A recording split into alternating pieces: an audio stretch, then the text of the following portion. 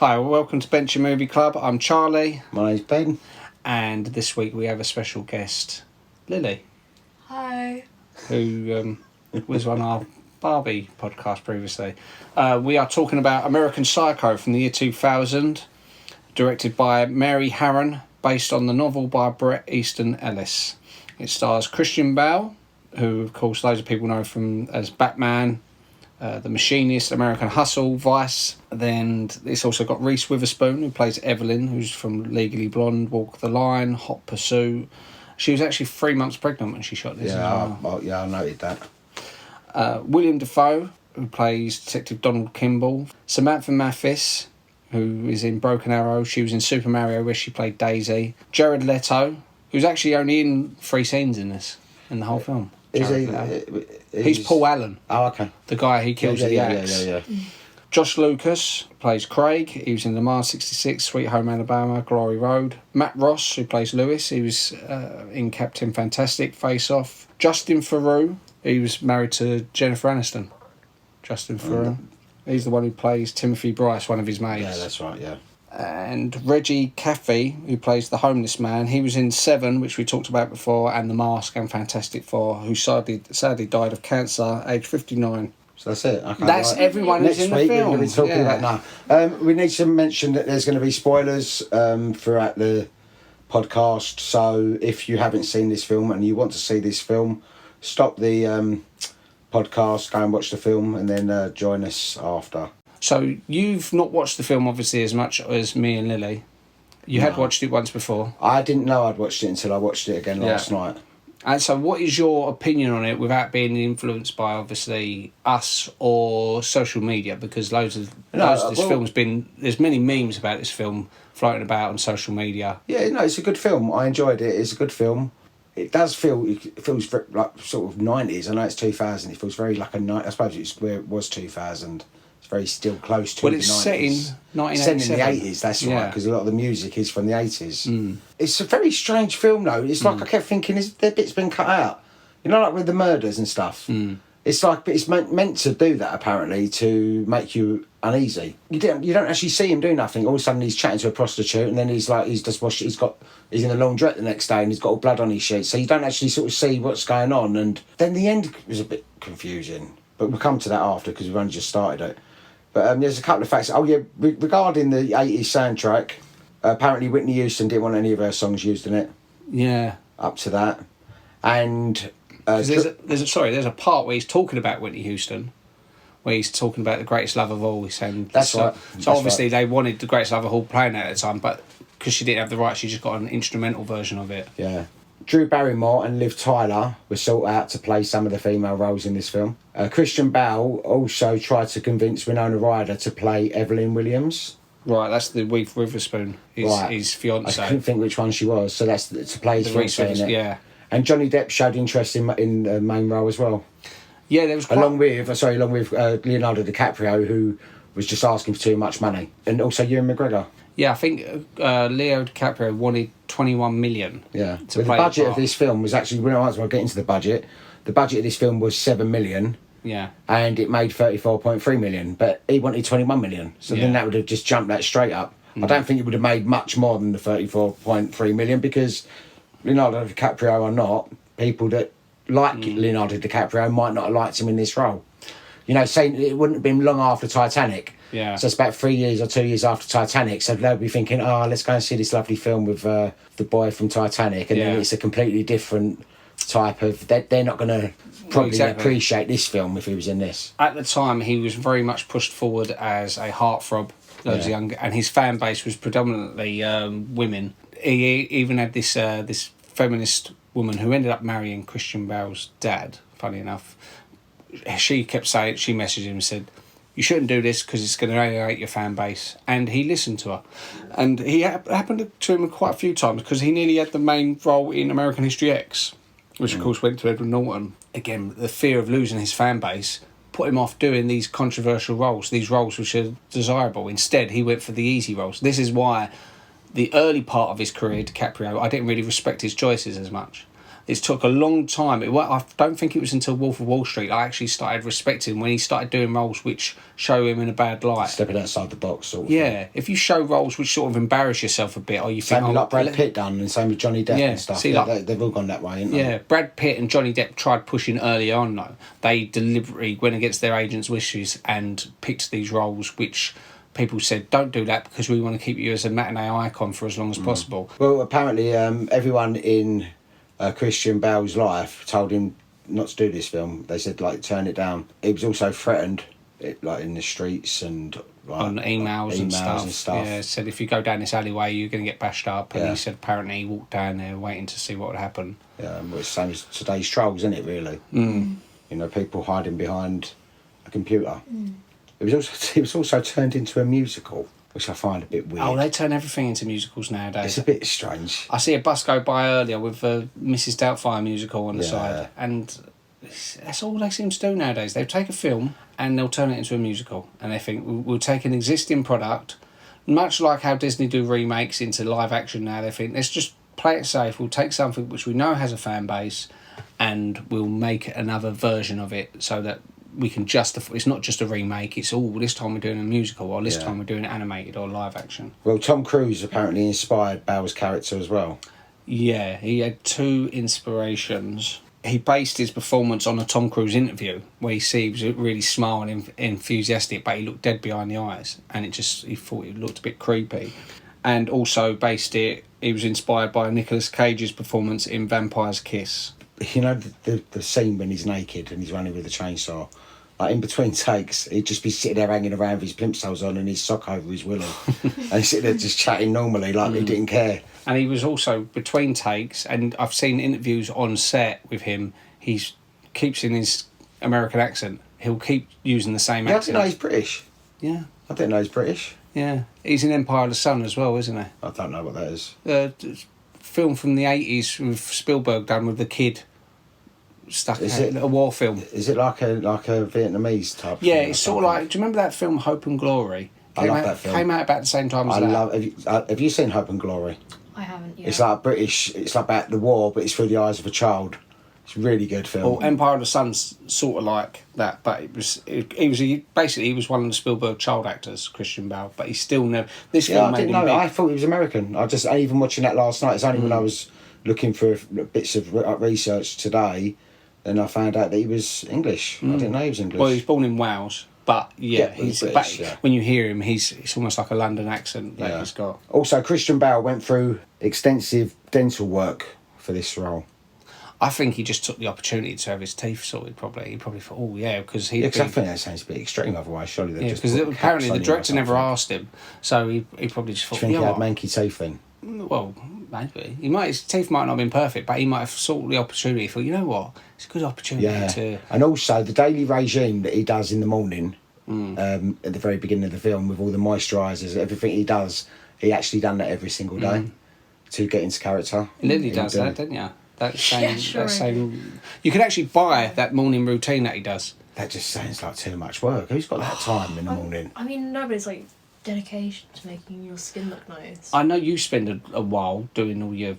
How long do you spend doing all your face makeup? Like 20 minutes. She only wears the stuff around her No, eyes. but she's... I know it sounds sexist, but it seems all right for a woman to be doing that. Also, apparently with the book as well, which Lily will confirm, is a lot more graphic, and they had to cut so much stuff out that they couldn't show because it's just... I don't think it would have been shown, the film. Yeah, no, the book... It's honestly, like, if you thought the film was, like, gruesome and graphic, if you read the book, you're literally, like, you have to put it down sometimes. And I didn't think that's the kind of thing you liked reading. I thought you liked reading, like, My Little Pony and all that.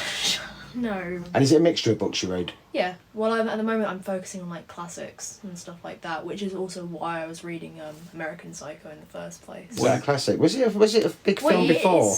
No. Was it a big book? Yeah. And how long had it come out? A couple of years before? Or was it out for like... No, Bret Easton 50 Ellis... years or something? No, Bret Easton... Well, it was set in the 80s, so it wouldn't have been 50 years, would it? Oh. Bret Easton Ellis had made, I think it was Less Than Zero, might have been his first book. I can't remember his second one. I think it was his third book, but by that point he done quite risque books, but that one was really controversial. And Christian Bale had really petitioned to get the part because they'd actually, when the he studios, really wanted it, didn't he? Even though everything was telling, he didn't, like, he made sure that he wasn't working for X amount of months just in case he could get this role, so he would turn work down just in case he got this role, because they was like dangling it sort of thing, because they really wanted, I think they wanted a name, basically, and he wasn't a name at the time. So like you said, Johnny Depp, Brad Pitt was considered, Leo DiCaprio, Billy Crudup, Ben Chaplin was actually considered before him, from Game On. Oh really? Yeah, he was considered. He was in the first series of Game On, that comedy series with Samantha Jonas. Yeah, Johnny Lee Miller, Jared Leto, who's actually in their film, but they is he a talk show host, Jared Leto? No, you're Jay Leno, I think. Oh, is it? Keanu Reeves, and the studio wanted Edward Norton, because you think American History X would have come out a couple of years earlier. He was Oscar nominated for that. He'd have been quite good in the role, I think. He would have been quite good. He would have been good. But I think that Christian Bale did the role best. Yeah. I can't imagine anyone. Oh no, he was very good. He was very good, but he was really people like that just really grate on me. Like he was that kind of arrogant, sort of yuppie. But that's what he was going elite for. Type of. I hate people like that. Yeah. You know, he's just rude and just sort of. Yeah. It's just I just hate them kind of people. But that's what he was trying to portray. Yeah, like, he'd done a good job of it because I hated him. He said, like, in interviews where he said afterwards he'd gone on, like, before the World Trade Centre went down, he walked around the World Trade Centre talking to people like that, and they was going, oh wow, Patrick Bateman, we're huge fans. And he's like, yeah, you mean ironically, yeah? You're not really huge fans. Because he didn't want the character to be loved. You're supposed to look at the character and think, oh my God, that's... He's vile. He's not like that. It's like because the way he's obsessed over cards and things like that, and you can see the sweat pouring off his head and stuff like that. Yeah, obsessive, isn't he? Yeah. Obsessive compulsive.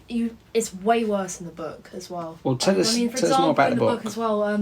Like there's chapters almost dedicated to like him describing everyone in the room's clothes, and he knows exactly the designer brands and stuff like that, and it's all just the same. And like there's like a chapter that I remember reading, and it was going on for like 10 pages, just all the different outfits of everyone in the room. It was really like... That just sounds a bit boring. Yeah, some people... That lose concentration. Yeah. You know but like it's boring, but it's showing how like in his mind he's so much of a perfectionist, he has to identify every single little thing. You can tell by his flat. His apartment, he's got everything. It's like sort of similar to like 9.5 Weeks.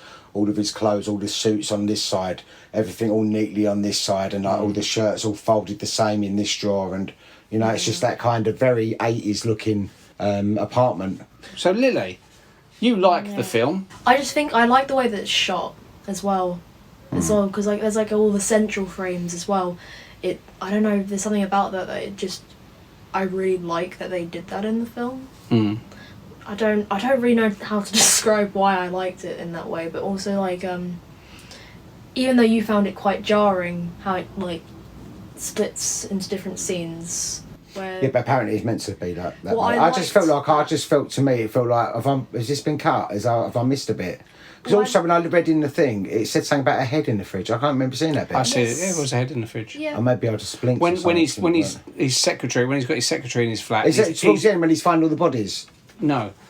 In the end, when he takes it, he gets his secretary to come to his flat and he puts the nail gun to the back of her head. Yeah. He's about to kill her and he doesn't. Just before that, and he gets some ice cream out of the fridge or out of the freezer, and as he opens... Or the sorbet, he gets to get the sorbet out of the fridge. I must have missed that then. He opens the fridge and you see a head ripped I see that whole scene, I watched it. I just must have just, like, I don't know. Yeah. But I liked how it was in that film because the whole film was meant to show, like, the greed and excess of the 80s. Yeah. And obviously drugs was a part of the 80s as well. Yeah, cocaine, so especially. that is basically showing how, like, taking the drugs as well, like, would split up your memory and stuff like that. Alright. That's what I saw with all the jarring scenes. Yeah, something I was impressed with how they shot. You know, it's obviously got William Dafoe as the detective, and when you're watching it, you're not sure whether he is onto him or not. Yeah. And that was on purpose because what the director done, they shot the scene 3 different ways. So in one way, they'd say the same dialogue, but they say to Dafoe, right, we're going to shoot it, but you know that he's killed all these people. You know it in your heart, so you suspect him. So they shot the scene with him suspecting, and talking to him like the same dialogue, but as if really intense. Yeah. Then they shot it again where he's not sure whether he's guilty or not, and then they shot it again where he doesn't think he thinks he's completely innocent. Yeah, I read that all of his scenes he's shot 3 times. And that's the reason why. And then when they edited it, they cut it all up. For one bit, he'll look really intense. Another bit, he'll be laughing with him, joking. You know, it's crazy kind of thing. So it's sort of playing on his paranoia. Yeah. So it's all like he's imagined it all. It's up to your interpretation. I think he has. Because it's like, because he goes to that apartment and it's all completely clean and empty. Is it Daniel? No, Paul Allen's apartment. Paul Allen's. It goes to his apartment and everything is all normal. There's nothing there. There's no bodies. There's nothing. There's someone showing someone around and you're looking going, okay. So, and then the bloke says, oh, I'll see Paul Allen. I was having a meal with him a couple of weeks ago. Yeah, he's loyal. And you think, so is it all just imagination? Well, there's certain clues which I think leads to it being in his head fantasy. It's like, when he's getting chased by the police at the end. Yeah. And he fires the gun at the police and just one shot, the police car blows up. Like how you have in an 80s film. And he even looks at the gun as if like, is that possible? Yeah. And I think that's sort of like a little clue to he's imagining these things in his head. Yeah, I thought that was a bit like and also very 80s sort of. Also in the restaurant as well, after he kills one of the prostitutes, there's like the one where he throws a chainsaw at her. There's a chainsaw scene. Yeah, I remember that scene. And literally the next scene over is him just drawing in the restaurant like a kid. So how would he? And that's what I'm saying. How would he have got away with that? She's banging, screaming, knocking on doors, and someone would have seen a naked man with a chainsaw running around. Or when he drags out, you'd think, wouldn't you? Someone would have heard that. When he drags out Paul Allen's body and there's all the blood on the floor and his friend's looking at the designer bag. Again, he says that it's Jean-Paul Gaultier. That was actually a different designer originally in the book. Right. But again, the designer said, no, you can't use our thing, so he changed it to Jean-Paul Gaultier. Again, with the watch, there's a bit of where he's in bed and the woman touches his watch and he goes, don't touch the watch. Originally, that's don't touch the Rolex. But again, Rolex. So everyone really didn't want anything to do with this film. Well, it's understandable considering the context of the book as well. Like, for example, one of the things that got cut out was he meets up with one of his ex-girlfriends from college, and he's really nervous and paranoid about meeting her, like, oh, what if she doesn't like me? Then eventually he manages to convince her to come back to his flat. He's so obsessed with perfection that he gets her to put her hands on these wooden blocks, and he nails her hands to the wooden blocks, and for 2 days straight he does very disgusting things to her until she dies. Well, like what? Say it, and if it's too bad, I'll edit it out. Well, like he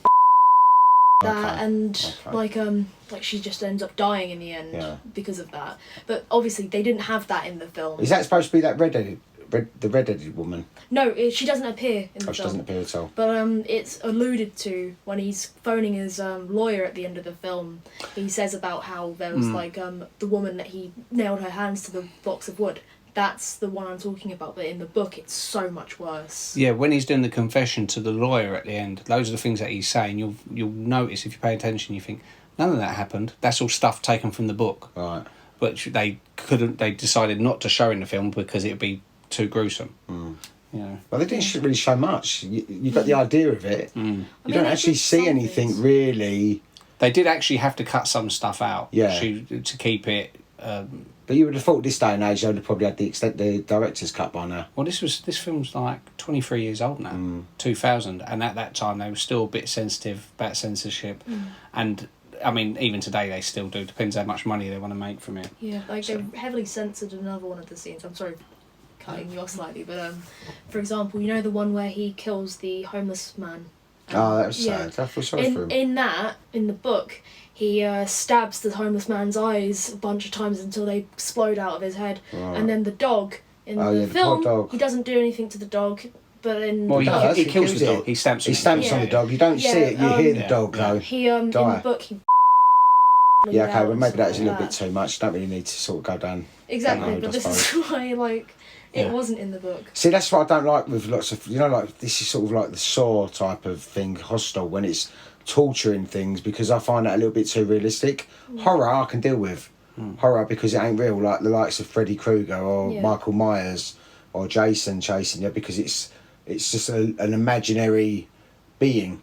Yeah. Whereas these are like, there's people like this. No, I agree. That do things like this, and that's what I don't like. And I think, not that it's going to put ideas in people's heads, because the ideas are already in people's heads. It's just, it's too realistic that you think this has happened to someone. There's also, I can't remember, it was one of the things that happened in the film, but it wasn't it didn't include this part of it, but he when he invites one of the blonde women over, he sets her eyelashes on fire as well, and like a birthday cake. Like, that's how he describes it, kind of, and like she's like running around the room screaming and stuff like that. It's really horrible. Yeah, because you don't really see what happens with a lot of the women. He's sort of chatting to them, and all of a sudden they're gone.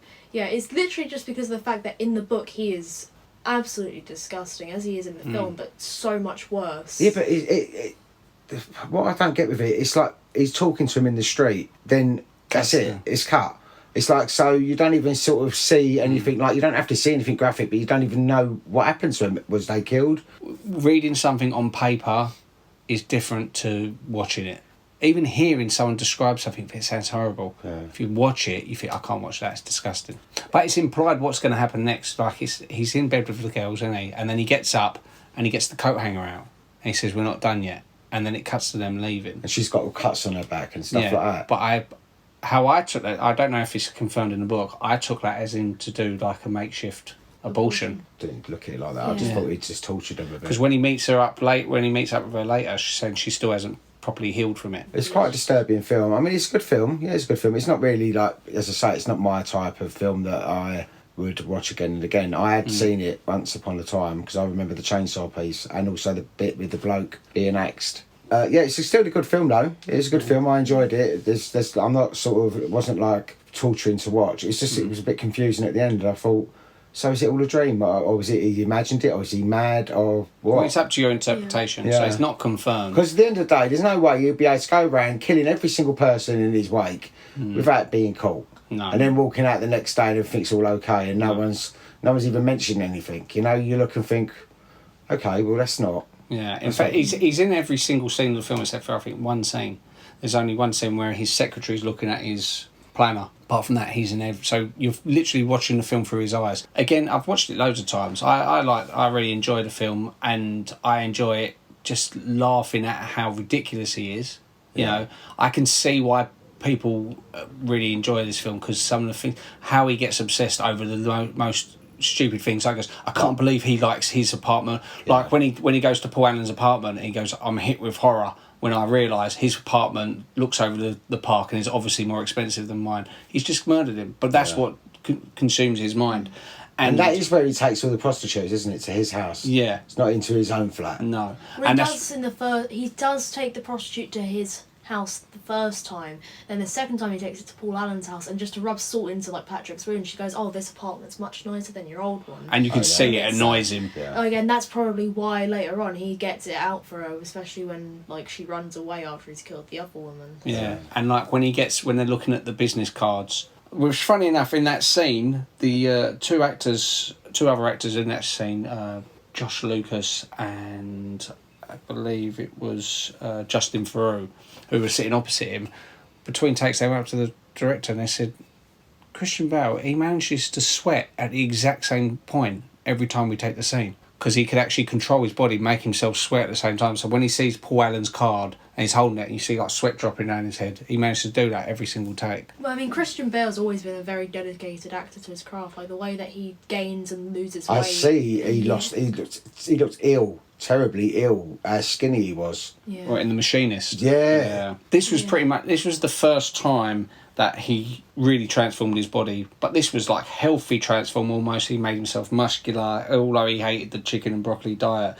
But from this, he yo-yoed his body, because then he done Reign of Fire, he was muscular again. Then he done The Machinist when he was skin and bones. What's he like now then? It's just normal. Just normal now. Just normal. Because I noticed with Matthew McConaughey, when he lost all that weight, because he was quite muscular. Dallas Buyers Club. He done the Dallas Buyers Club. He never seemed to look. No, he looked aged. It really aged him. From that moment onwards, it's like, and his body was never. He used to have like a really sporty looking body. Yeah. And he done that, and it just looked like, I don't think he recovered from it physically as much as what some of the others do. Yeah, age is a factor as well, because Christian Bale, when he done this, he must have been like mid-20s. He was supposed to be 27 in the film. Yeah, so he was quite young, so your body can go through a lot more then. And in quick succession, and after The Machinist, he then played Batman, where he had to build up again. Then he done... So what's that got to do to your body, though? Surely that can't... I mean, your body doesn't know you're doing it for a film. So he goes muscular for Batman, then he goes skinny again for Rescue Dawn, then he goes muscular again for The Dark Knight, then he went skinny again for The Fighter with Mark Wahlberg, where he won an Oscar. Christian Bale won a Best Supporting Actor. And then he went muscular again for Batman Rises. Then he went fat, like for American Hustle, where he's got like a big belly, which when I watched the film I thought, oh, he's put a prosthetic belly on, but no, he hadn't. He'd actually like really sort of... And he also went fat for Vice, where he plays Don Chaney. And then he went skinny for Ford versus Ferrari. So even up to fairly recently, he's still doing the body shaping thing. I think he's done it more drastically than any actor I can think of. Yeah, I can't think of no one that's done it, especially that many times. No. De Niro's quite famous for doing it for Raging Bull, where he put on a lot of weight to play the older Jake LaMotta. But I think Christian Bale has done it so much. If we should, fair play to him if he wants that to help with his performance. But yeah, I don't think it's good for your health to continue living your life like that. It could be. Not that many times as well. It's like, surely it's got to take effect. I mean, definitely destroys your internal body clock to some degree. Like, he's probably now got quite a slow metabolism, so he's got to be even more careful with what he eats. For The Machinist, which he was his skinniest, that's the one where terrible. For that, his diet was a cup of rice and an apple each day. For anyone but you listening, wouldn't think they'd allow him to do that just for filming. You wouldn't think that they would allow him to lose. Yeah, but weight. it's down to him. It's down to him. It's like, how much do you want to put on? How much do you want to lose? For The Machinist, he then had like a matter of months to bulk up again as Batman. When they see him, they said, no, you've got to put on more weight. And he sort of almost misunderstood. He put on too much weight and he actually looked quite pulky.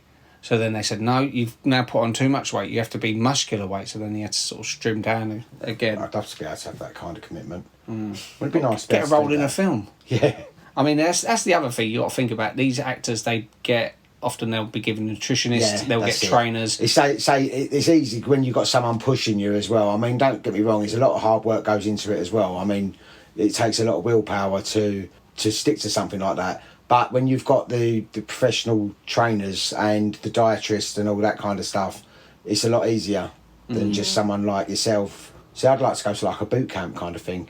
You know, like when I see like The Assassin, you know, like when she goes to that boot camp and they teach all these like fighting and different languages and how to like eat properly and all that. Yeah, but you wouldn't keep to it. You'd get. No, I'd come out and then I suppose. Yeah.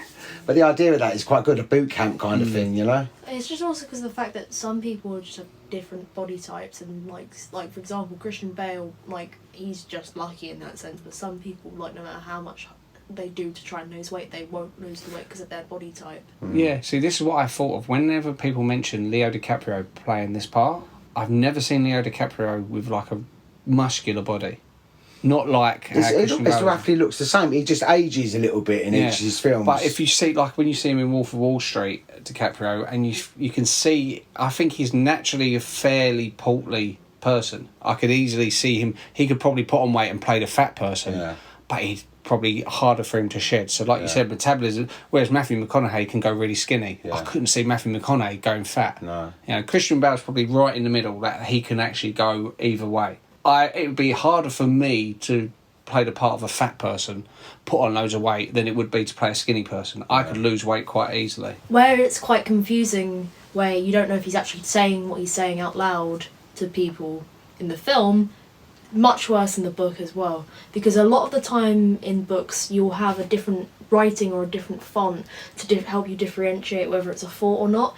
Doesn't do it in the book at all. So you never know if actually it's going to be something that's going on in his head or if it's something that's actually happened, which is very obvious in the film that that's what they tried to stick to. Yeah, the Rotten Tomatoes for this film was 68% critics, 85% audience. It surprised me that the critics hold it so low. Yeah. I mean, that's not the high. That's one of the lowest ones we've seen. Yeah. Whereas the audience, that high, I would have thought it'd been more balanced. I would have thought the audience would have been more like 79, 80 and the critics about the same. Yeah, and also the IMDb was 7.6, which ain't bad for IMDb. It's not bad. But I can also see how loads of people watch the film, and especially where some people latch onto it, it's got a huge cult status. Patrick Bateman action figures, which people buy. You know? Really? Yeah. Oh, okay. And they've got, like I said, they've got the morning routine kit, which people will actually buy.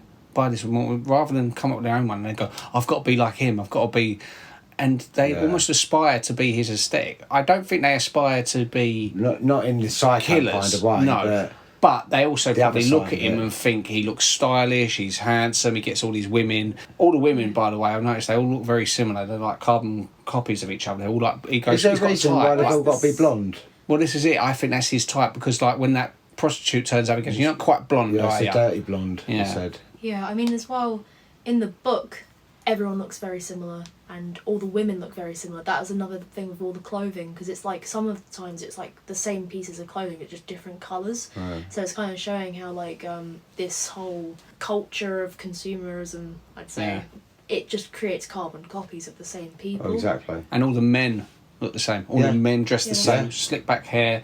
And even when she says to him early on, which I kept saying to you today, when she says, "Why do you do it, Patrick?" And he says, "I want to fit in." And it's like, that's really important to him. You have to. And when they get out their business cards, even though they can see the slight differences, they say, this is eggshell and this is white and this is whatever. Yeah, you don't like when that, they get so- out Paul Allen's card and they'll sort of like look at it, oh my God. To us, we'd look and go, they all look the same to Yeah, us. exactly. And they actually do. One little detail they've got to that, in the corner of every one of their card where it says acquisitions, every single one of them has the same spelling mistake. So it's like, that's not important to them. What's important to them is the things that most of us don't care about, is the font, is the colour of the card. It's all white cards. It's like no one busts out with a little black card. Yeah, they were the same. Yeah. to me. Well, that's kind of like the whole point, because they think that they're being different with, like, oh yeah, well, I'm going to get a different shade of white to everyone else. What's their positions in the company? Should manage Vice- it. No, Vice vice president, that's it. Yeah. Every single one of them has a vice president. Yeah. And you think, how many vice presidents has one company Yeah, I got? noticed that. Because they're all vice president.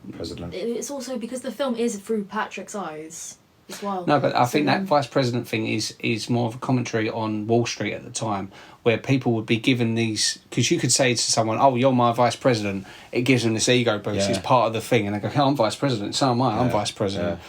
Something I noticed when I watched it last night. There was a deleted scene. We watched some of the deleted scenes.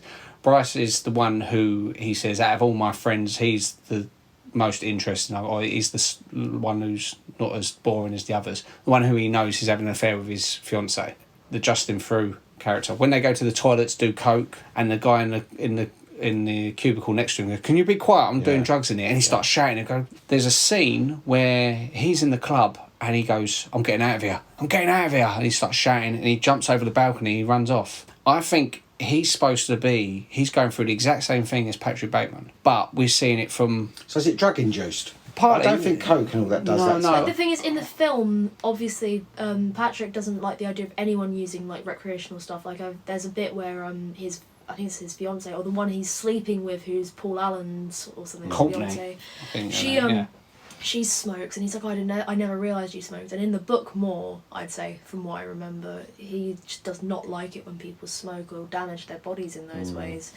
But he still does coke at one point, so it's kind of showing that, like. Well, it's what he decides is okay and what he decides Yeah. isn't. What's fashionable and what's not. Yeah, I also want to say something. What I remembered, where you were talking about how loads of people, like, highly regard Patrick's, like, aesthetics and stuff like that. I've even found it with people at my school, like, as well, because I had there was like a costume thing, and I ended up dressing up as Patrick Bateman, and a whole bunch of, like, boys from, like, who were like 13, 14 were going, "Oh my God, look, it's like Patrick Bateman over there," Well, and how stuff comes like they've that. seen it? Exactly. It's kind of like. But I didn't think it was a film. Listen, I know obviously in our generation, us growing up, it would have been a newish sort of film. Like in 2000, what was you, 16? 2000, yeah, I'll take Yeah, that. 16. I'll pretend I'm 16. Hang on. 18. 18, that's right. I'm thinking of Rose. So you was 18. So you would have seen. I was like, was it 26? Yeah, but we see 18 when we were 18. kids. We As I see say, but 18. the thing is, that was then. It was big at the time.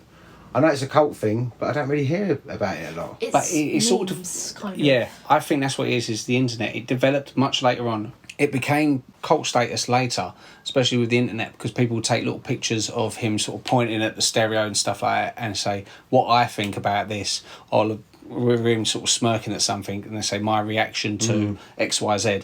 And he ends up becoming a popular, a cultural icon. Loads of the people who use clips from American Psycho probably have never seen it.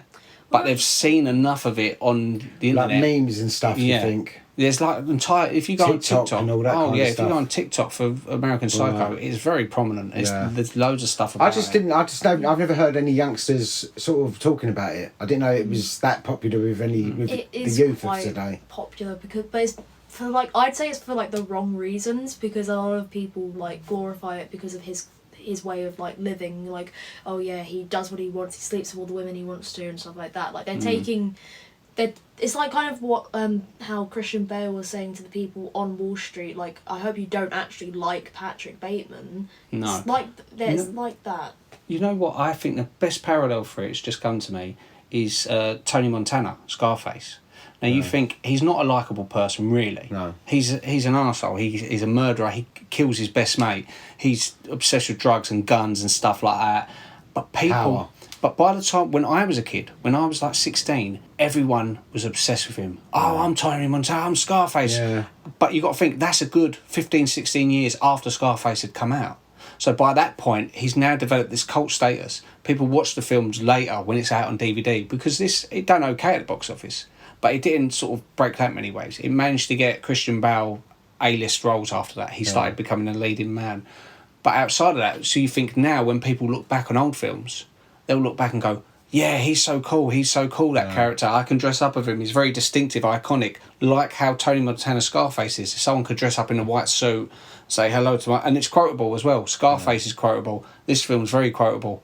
I think Scarface is more quotable though, isn't it? But see, that's a generational thing, I think. I think you or I might say, oh no, Scarface, say hello to my little friends, fly a pelican, things like this. American Psycho, you probably hear quotes from it a lot, but don't realise because you're not as familiar to the film. Lily, give us some quotes from American Psycho.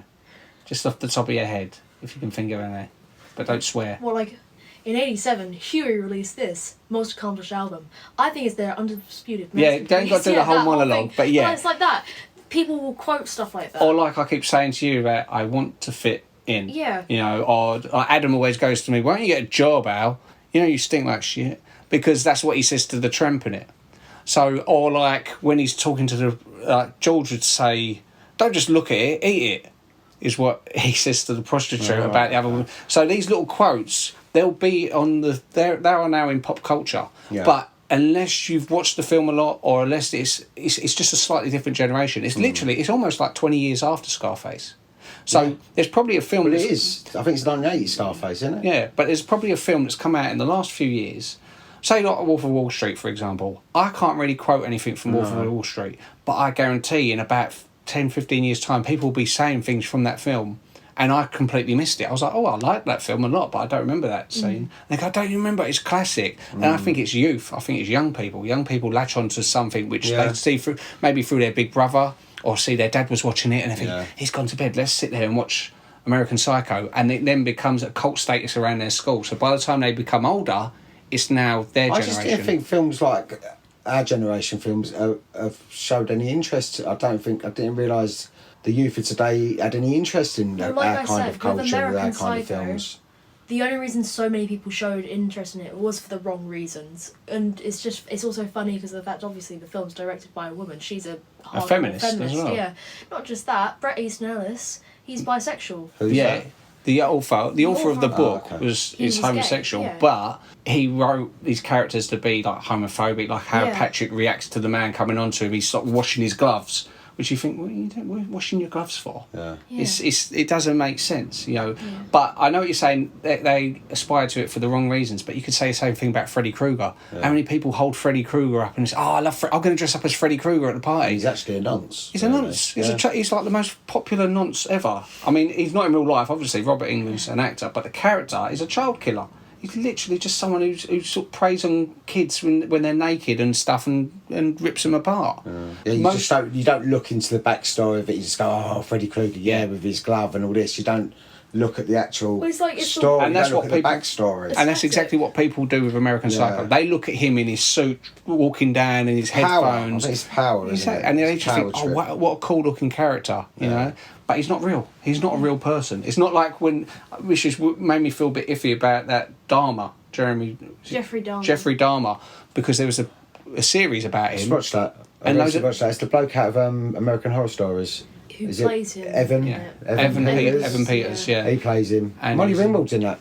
Is she? Molly Ringwald plays his dad's girlfriend. Oh. I mean, it's the first thing I've seen her in since the loads 80s. of people were glorifying and like was getting their kids to dress up as Jeffrey Dahmer. That's a real person. No, that's It's wrong. sickening. But that's what I'm saying. The Yeah. people are not. That's see. The thing is with someone like Jeffrey Dahmer, that's real people. Yeah. You know, So that's different. Yeah. And Exactly. it's like people are looking at it like it's a, oh yeah, look, let's dress up. What about these victims? If that was a member of your family, one of these victims, Yeah. you'd be like, that's sick. What are you doing Yeah. that for? Why are See. you making light of what happened to my Cousin, son or son, my brother yeah. or my, you know? Yeah, real things. I think there is a boundary. There's a line where you think you shouldn't be doing that because that real person. I just think was like people scum. just don't think. It's like someone dressing up as Hitler. You go, what are you dressing up as Hitler for? Yeah. Whereas someone dressing up like I think you said at your school thing, someone else dressed up as Hannibal Lecter. That's Yes. okay. That's okay because he's not that's real. a fantasy thing. Exactly. And Hannibal Lecter does disgusting things, does Yeah. horrible things, rips a bloke's face off. Yeah. It's fictional. exactly. It's a fiction, and that's why I think it's okay for people to glorify Patrick Bateman for his style, for like in an ironic way, Because it's not true. because it's not Yeah. true. Yeah. Okay, Yeah. I get you. The biggest cost on this film apparently was the songs. Yeah. Using Well, I suppose if you think it's all the 80s soundtrack. apart from the song in the end credits was actually Something in the Air by David Bowie, which I knew came out about that same time. I think they used it on Memento as well, but that's okay because it's on the credits. At least they stuck to 80s stuff during the film. Okay, so that was American Psycho. What is our film for next week, Ben? Right, next week, a little bit lighter than this one, a little bit light-hearted. Another 80s film is going to be Desperately Seeking Susan, starring Madonna and Rosanna Arquette. Rosanna Arquette, right, yeah. Oh, yeah, well, thanks. Yeah, Look forward say to on it. the whole, that film was a good film. I enjoyed American Psycho. Probably, it's not, as I say, one of my favourites from that kind of era, but it's a good film. And, so good choice. Anything else to add, Lily? No, not really. All right, well, thanks for joining us, Lily. And thank you for listening to us, and we'll see you next week. Yeah, see you later. Bye-bye. Bye. Bye. Where are you going? Just leaving. But where? I have to return some videotape.